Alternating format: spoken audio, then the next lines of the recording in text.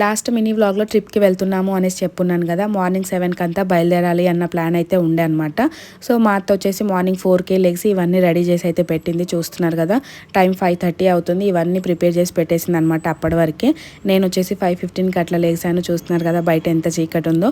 ఇంకా నేను లేచిన తర్వాత హ్యాపీని ఆరుని ఇద్దరిని అయితే ఫ్రెష్ అప్ చేసేసి నేను కూడా ఫ్రెష్ అప్ అవుదాము అన్నట్టయితే అనుకున్నాను అనమాట. ఇక్కడ వీళ్ళు వచ్చేసి దేవుడికి దండం పెట్టుకుంటున్నారు. వీళ్ళు దండం పెట్టుకుంటుంటే నేను అంతలోపు ఫ్రెష్ అప్ అయితే అయిపోయినా అనమాట. ఇట్లా అయితే సింపుల్గా రెడీ అయిపోయినా. ఎందుకంటే పిల్లలతోటి లాంగ్ జర్నీ అనమాట. ఆల్మోస్ట్ 7 to 8 hours అయితే పడుతుంది. ఇంతకీ ఎక్కడికి వెళ్తున్నామో చెప్పలేదు కదా. మేము వచ్చేసి శ్రీశైలం వెళ్తున్నాం అనమాట. యాక్చువల్గా నాకు ఆరు బర్త్డే రోజే శ్రీశైలంలో ఉండాలి అన్న ప్లాన్ అయితే ఉండే అనమాట.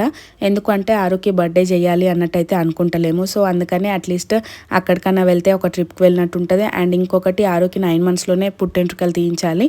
అప్పుడు కూడా తీయించలేకపోయినాం అనమాట. 1 year లోపు తీయించవచ్చు కదా.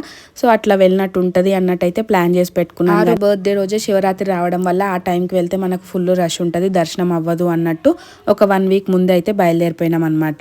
ఇంకా అందరం రెడీ అయిపోయినాం. ఇక్కడ బయలుదేరేటప్పుడు కార్కి పూజ చేసుకొని బయలుదేరుతూ ఉంటారు కదా. సో మేము కూడా అట్లనే కార్కి అయితే పూజ చేసేసుకొని బయలుదేరినాం అనమాట. నేను శ్రీశైలం వెళ్ళక చాలా ఇయర్స్ అయిపోతుంది అనమాట. ఆల్మోస్ట్ 12-13 years అయిపోతుంది. మా నాన్న మాల వేసినప్పుడు అప్పుడు వెళ్తుండే, తర్వాత ఇంకా అసలు వెళ్ళలేదన్నమాట. ఇన్ని ఇయర్స్కి మళ్ళీ ఇప్పుడు బలం వచ్చిందనమాట ఆ శివయ్యని దర్శనం చేసుకోవడానికి.